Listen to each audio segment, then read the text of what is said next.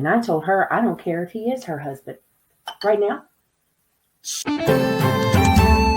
It's time to rise from the grave, pour yourself a cup, and enjoy the coffee crypt. Good morning. Happy Sunday. Welcome back to the Coffee Crypt. It's been a little while. I'm Steve, and joined with me is my good pal Norn. How you doing? Doing very good, Steve. Thank you for having me. Have my hazelnut coffee here and ready to get nutty and talk some horror.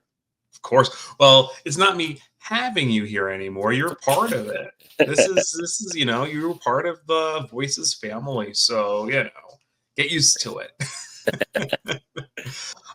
We're gonna have a little bit of a short one today. We only really got a few stories to talk about, but as for the Coffee Crypt, we always like to just sort of sit down and chit chat anyway about what's been going on. We just had a live where we talked the unluckiest horror characters. That was really fun. You can go check that out.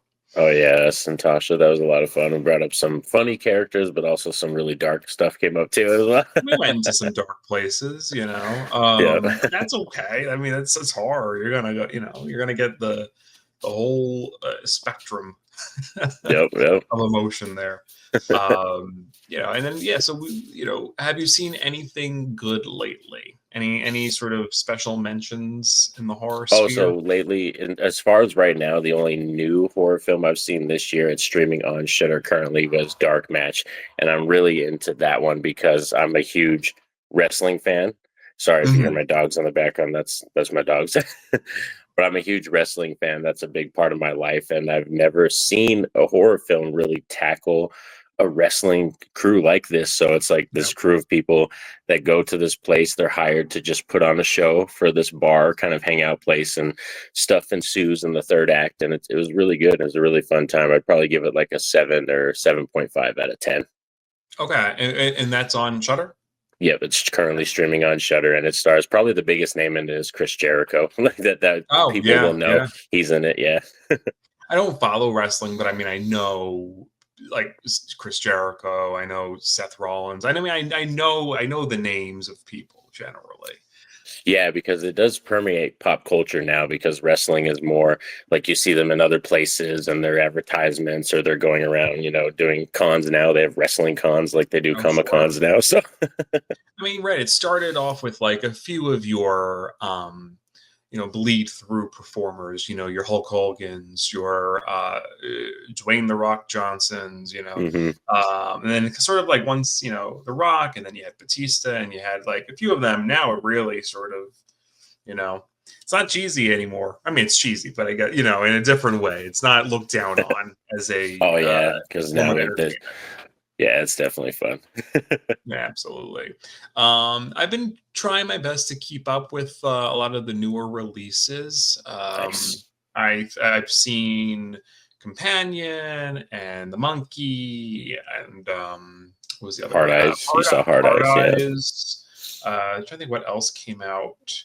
I didn't get to. It's not horror per se. Mickey 17. It's sci-fi. That's Robert Pattinson, right? It's Robert Pattinson. I forgot the director's name, but he did Parasite, and I think he did a couple of the Netflix ones. I think he did Snowpiercer. Yeah, I remember that one's good. Yeah, Snowpiercer. I liked that one. That one was really good. Parasite, I have to return to. I watched it the first year it came out, but that was the only time I watched it. Oh, so good, so good. But I didn't see Opus. That came out last week. I still got to see that. Novocaine, which is more gory than anything. That's just like with Jack Quaid. Jack Quaid, yeah. Yeah, everybody loves Jack Quaid now. He's the it boy now. Yeah, my husband and I equally have crushes on him. He's quite wonderful. Well, between whatever Scream and Companion and Novocaine and The Boys, he's everywhere. Yeah. But Death of a Unicorn is coming out really soon with Jenna Ortega. Looks really funny. Nice. And then what else? There's a few of the Freaky Tales. I don't know what that is, but I have it marked. And then The Grove is coming out April 4th. And then Drop is right after that. So a lot. Sinners is that I'm excited for. April 18th. That's Michael B. Jordan, right? Yep. Yeah. Brian Coogler directed. Very southern horror, very like Lovecraft country. Yeah, I love that show. I wanted more of that show for sure. Well, the books continue the story. If you are interested in reading, the author did a sequel last year. That was pretty good. Nice. I'll have to definitely get into the books because that's one thing I want to read more. I was telling the people that on my channel and messaging Angel that this year I want to try to read a few more horror books, try to boost up my knowledge. Yeah. And well, Matt Ruff's really good. I mean, because he's, he sort of runs the gamut of genre, sci-fi, horror, fantasy, drama. He sort of does it all. But Sinners, that's coming out really soon. I'm excited. Less than a month for that one. We'll have to see. I have a feeling it might beat out The Monkey for my favorite of the year, but we'll see. Probably will. It looks amazing. Yeah. But outside of that, we have a couple of new trailers we're gonna react to. I know I watched some of them already. You watched them already. But sort of something that Angel and I used to do is we didn't do it at the beginning, and I kind of brought it in, was playing the trailer on the show itself because it's sort of nice to watch it all together. Sometimes you miss things if you don't see it the first time. So we're going to watch a couple of trailers, some news stories, and we're going to do our thing here on the Coffee Crypt. So let's go. First up, we're going to watch the trailer for Shudder original called Shadow of God. Nice. I won't really tee it up. We're just going to kind of dive in and then talk about it from there. Sounds good. Okay. How many exorcists have we now lost? The Holy Spirit, you take us. The last 24 hours have been strange. What's wrong? I thought I saw my father. At least we saw him I die. know. Wait. You're returning to a place where you suffered emotional trauma. Thought finally coming home might give you some closure. Something strange is going on. Call me. I think resurrection is your jurisdiction. What? I can free you. Safeguard us against the evils. Rome won't help us.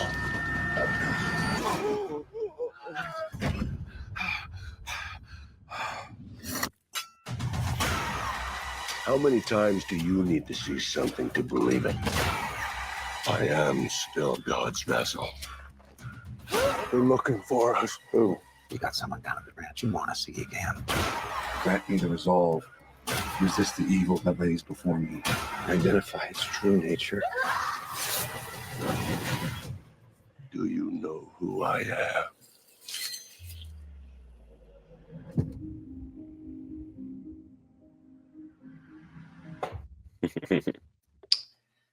I think it looks pretty cool. I like it's how it sort of flips a little bit. I mean, it's so hard to. We talk about this all the time. Like possession movies are very cookie cutter since The Exorcist, and it's very hard to do something different. They're almost like as formulaic as like soap operas at this point, right? Like it's sort of just paint by numbers, and I like that. Well, visually, it looks really cool. I mean, that's how you sort of do it different. Is like that was my favorite part of the trailer. Yeah, was that? That was my favorite part of the trailer. How you're talking visuals so far? Yeah. Like the use of light, the use of camera movement, with like the flipping with the hand on the head, the light through the door, almost like the blaring light through the face. Mm-hmm. A lot of cool stuff with light.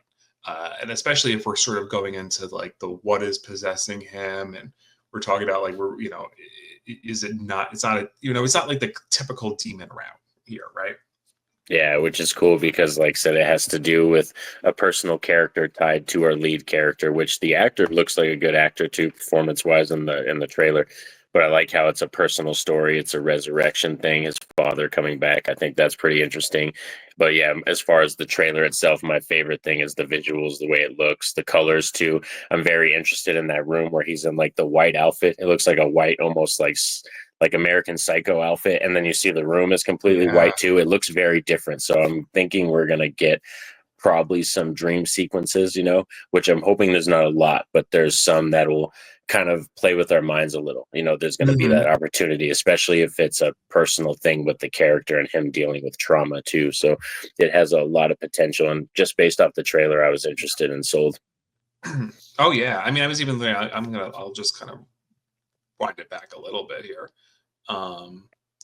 Just the like police element too looks kind of exciting. Like there's like a SWAT team coming up to the house at one point. I'm actually right there. Yeah, there it is, right there. Yeah. Yeah, like it looks like there's going to be some exciting action to it as well. I really sort of, like you said, like the lighting here. Oh yeah, here's that American Psycho kind of. Probably a direct reference too. I mean, I could imagine that. I imagine maybe this is director's maybe it's one of their favorite movies. I don't know, but with like the plastic and the hair slick back, it's like he looks very Christian Bale right there. Yeah, when I saw that, but I mean, and to compliment the guy, he looks cute too. Like he's a good looking actor too. When he first showed up on the screen, I thought he was that British actor Andrew Scott for a second. Do you know what I'm talking about? No, I don't. Or Irish. I think he might be Irish. He kind of gave me like almost Dan Stevens vibes. That's what I was kind of getting a little bit. Yeah. Did you ever see Fleabag? Uh-uh. He was the priest in Fleabag that she has a crush on, and then what else? A bunch of stuff. But yeah, no, it looks really cool. What was that? That's when I kind of go back. I like that titles card too. The title card is pretty cool too. I like that. Yeah, this is almost giving me some Poltergeist vibes, actually. Which we're not mad at. We always love Poltergeist homages. Yeah, absolutely. The title card is really cool. Of course, you have to have your upside down cross. But I like it. Feels fresh. Do we have a date on this one yet? Did it say? I don't know if I caught the date. I don't think I caught a date, but it's probably, I want to say probably within the next couple months if the trailer's that detailed. Yeah, right. Let me see if it has it on the April 11th. Nice. So, cool. Yeah, it makes sense though. Just in time for Easter, you got to have your religious horror for Easter. Although this will look better. This looks better than the last religious horror I saw that was released around this time. It was with Jeffrey Dean Morgan. It was Possession. I think that was Possession, right? No, that was years ago. That was that was okay. It was okay. It was okay. No, this was the one. I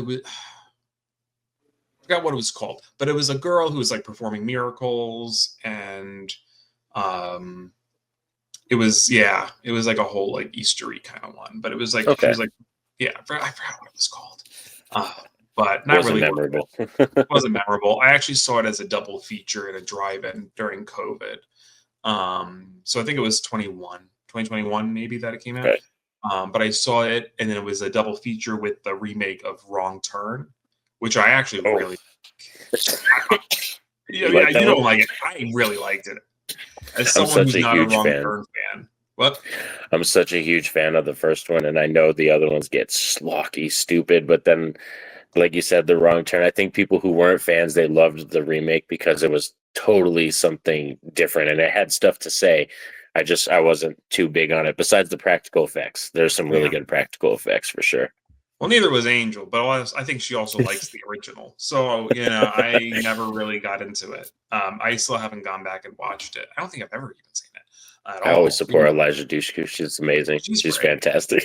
I hope she comes back for the Buffy reboot. But no, I really dug it because I was expecting, deformed cannibal people and didn't get that. I was like, that just surprised. I was like, oh, cool. All right, we're in something different, Yeah, it was like a more horror version of The Village. It was kind of like M. Night Shyamalan's The Village, but more intense. It wasn't like a ruse, right? I mean, it was like clash of cultures and, talking about civilization and, like what is it to be civilized and, oh man, it was colonialism and all this stuff. It was cool. I dug it. But anyhow, so the next one, talking about just going in silly directions. Yep. This next one I am so excited for. It is brought to us by the great Tommy Wiseau. Tommy Wiseau. He, for those that don't know, he directed The Room from 2003. It's labeled one of, if not the worst movie ever. I don't think it really is the worst movie ever. It's not good. It's really bad, but it's so bad that it's good. And there are screenings of the movie, and you can go and people recite the lines, and there's props involved, and it's really fun and it's stupid. Before we record, Norm, you're familiar with The Room, right? And Tommy and yeah, I've seen the original movie that he did, but I never saw the kind of, the making of movie that James Franco did. I never saw that one, but I did see Tommy Wiseau's original film, Disaster Artist is good. I didn't read the book because the movie's based on a book that what's his name? The friend wrote, the actual friend. I forgot, I'm blanking on his name, but my husband's read the book. We've seen the movie version of it. And Tommy has had like a bunch of other projects. It was like, one was like The Man in the House with the Walls That Bled on Him or something. It was like some horror short film that he did. And then he did Best Friends, I think it was called. And then during one of the screenings that we saw of The Room, they premiered the pilot for a TV show that he did. Maybe that one was called Best Friends. Nice. That was really, it all took place in an apartment building, and there was a woman that had a chicken for a pet, and then there was like really stupid crap. And then, but anyway, I was telling you before we hit record, I was going to save this cool story during one of the screenings. I think it was an anniversary screening of it. They went to the city, my husband and his friends, and Tommy was there. And there's like a real like celebrity cult following for this movie too. Like there are celebrities that are really into it. And Justin Long showed up. That is fantastic. Completely stoned out of his mind. He showed up and they met him and he took pictures with people too, and Tommy and whatever. But so Justin Long's a big fan. I have not met him, but my husband has, which is kind of cool. I'm jealous. Speaking of horror royalty. And so this is a movie that he has coming out called Big Shark. It's definitely going to be worse, I'm sure, than Sharknado. Let's just dive in and see what Let's do it. I'm still. Okay, boys, I'm the referee. Who's ready for a fight? You two, what's your name? Jimmy. What's your name? Tony. I want a good clean fight. Ready? Go! I don't think it looks better than most of the things he's made. So I'm not gonna lie, these camera angles. I just love the words, like the big words. Yeah.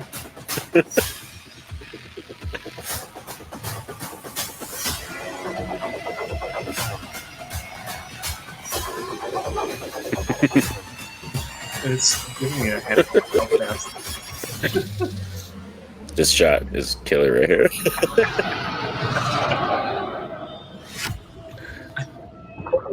I mean, yeah.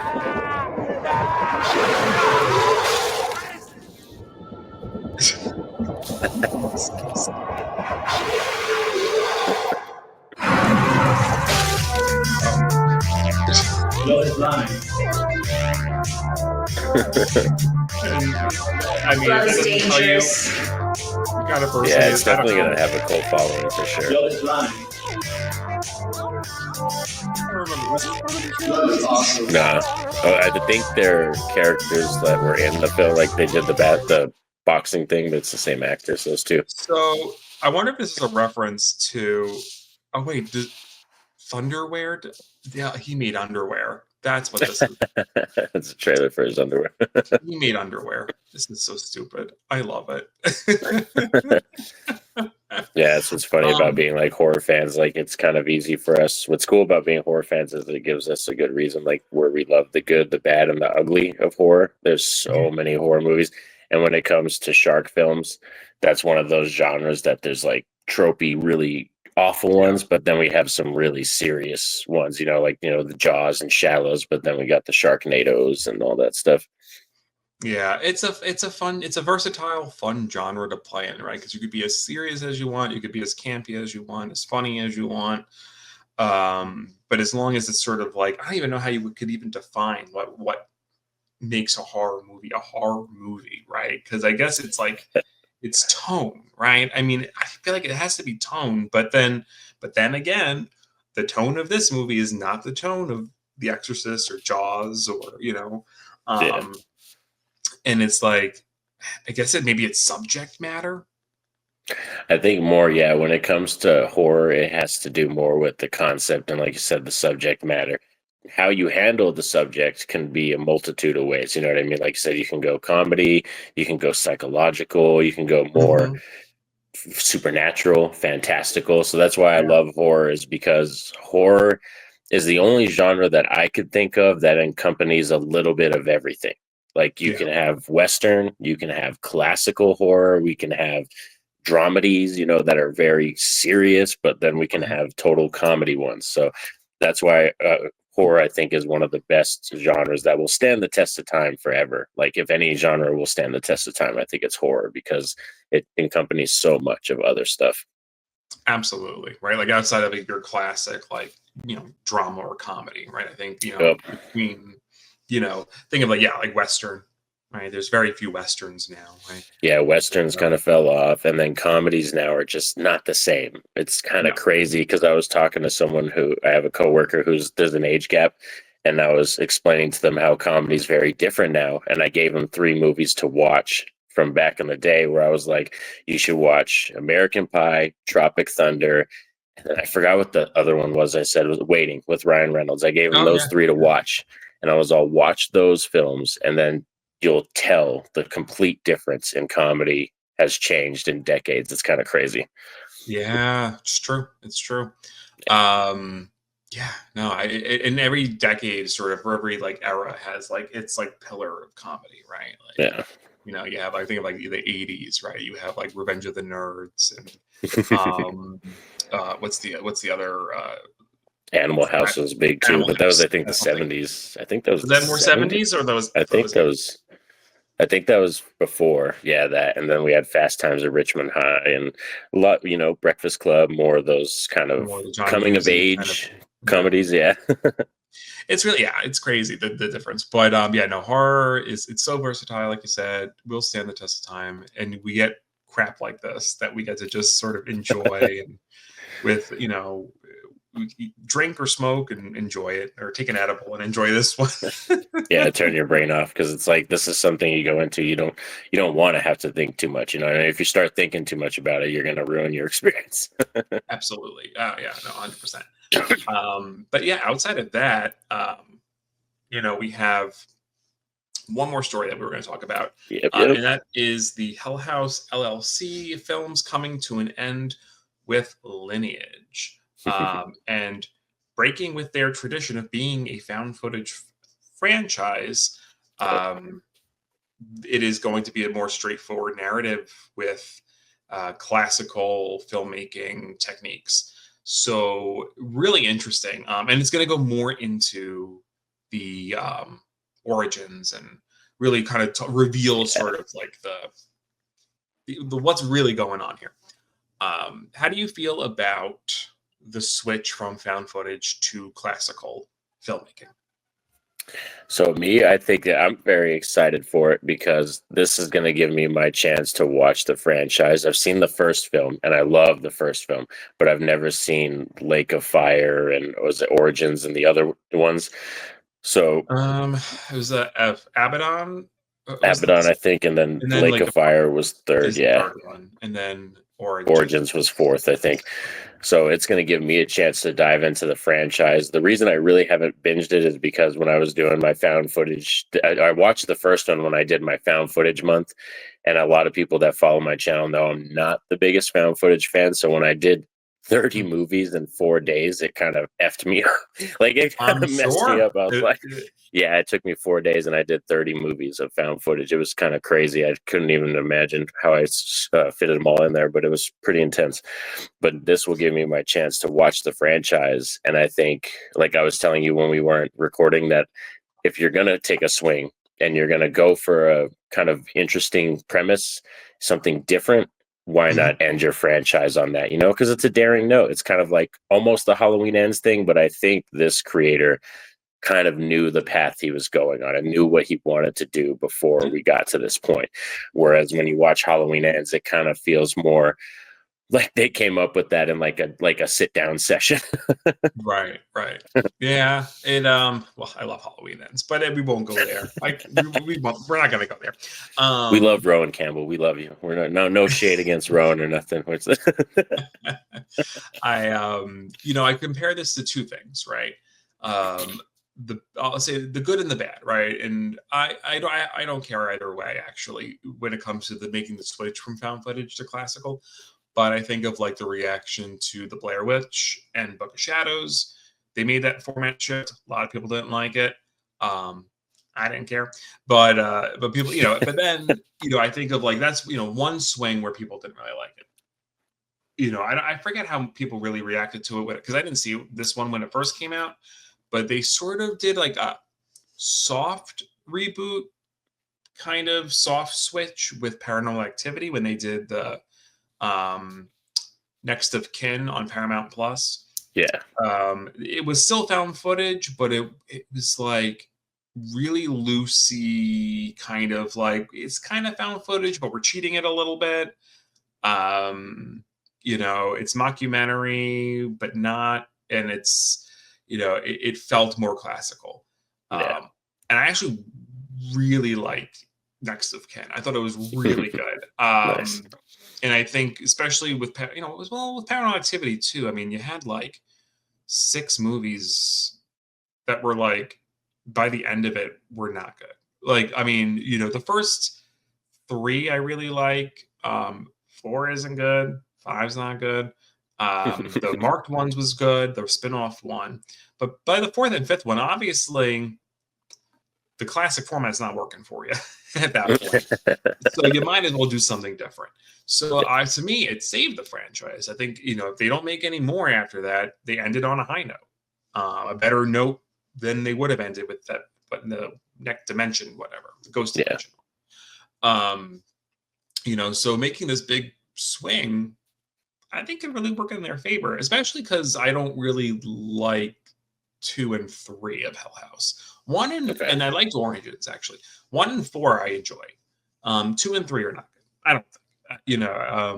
I'll be curious to here. They go into more of like the lore, and I think world building. On paper I like it. Execution not so much. Okay. Yeah, I'm very excited to dive into the franchise because as it stands, like the first one, I thought was very creepy, had good visuals, and like set a solid story. So I'll be eager to see where it goes. And I think because Lineage is coming out, this is kind of the perfect time for me to tackle them on the channel. So I'll probably do reviews and then rank them all once that one comes out. Yeah, no, that'll be exciting. I think it'll. I'm excited to check that out for you. And, it's always fun when you do franchise breakdowns anyway.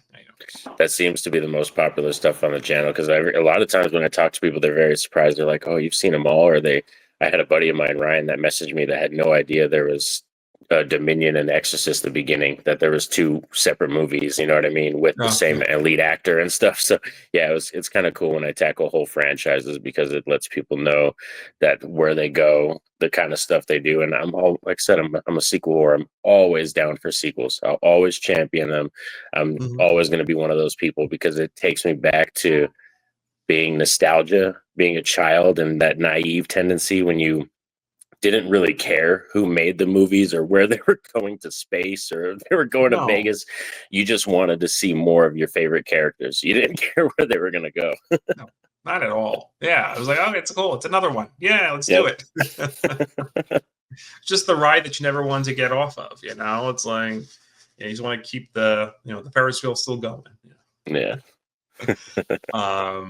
But that being said, yeah, I'm excited. I think it'll be fun. That too is going to be a Shudder original, I believe. Yeah.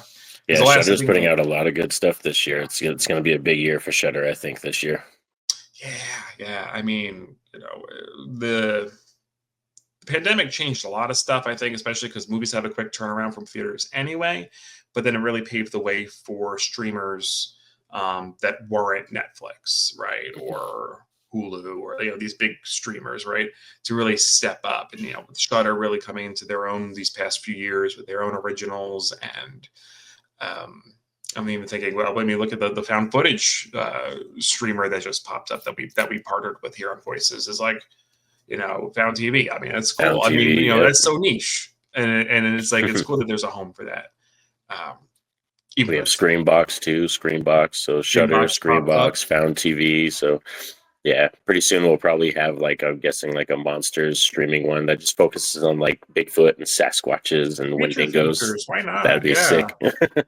Yeah.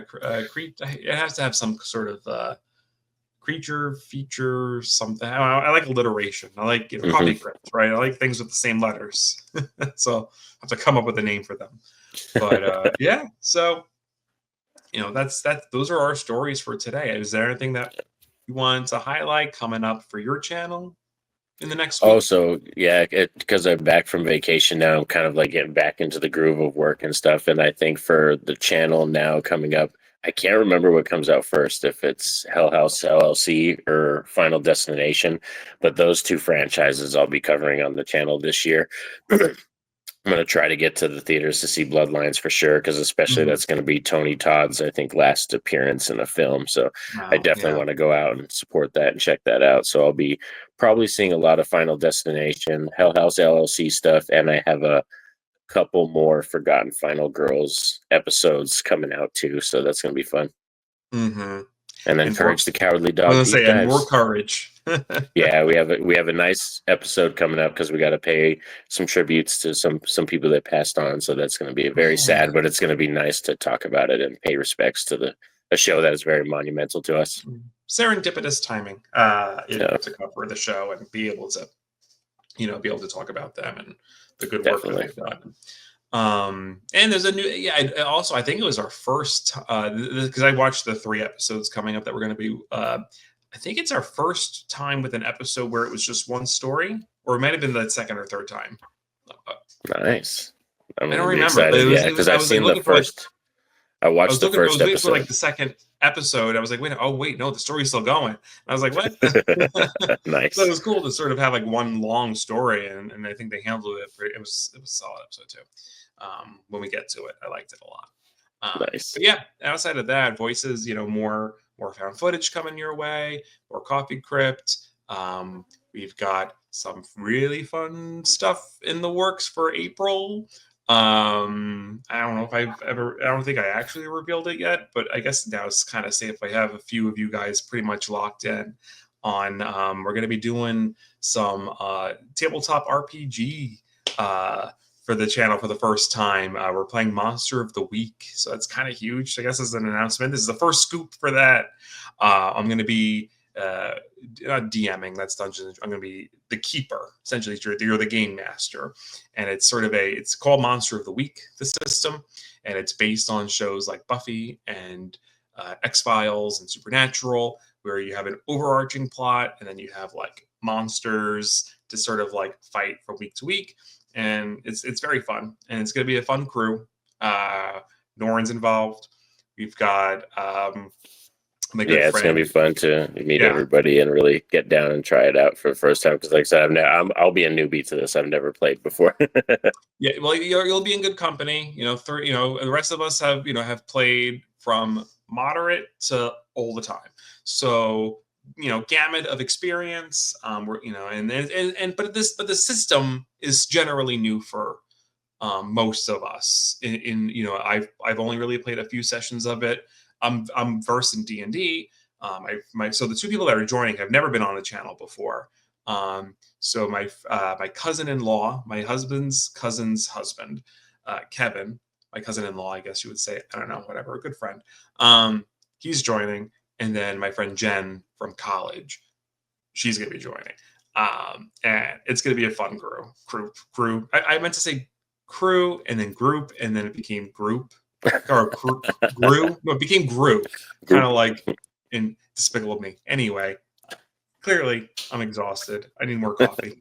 We like wordplay here. It's fine. But that's also what's coming up on Voices. So without anything else to discuss, that's the rest of our episode of It's been a beautiful coffee crypt, and have an awesome Sunday too, everybody. It's Sunday, so make sure you have an awesome Sunday. Enjoy. Mm-hmm. Yeah, absolutely. Take care. We'll see you next time. Peace out. Bye.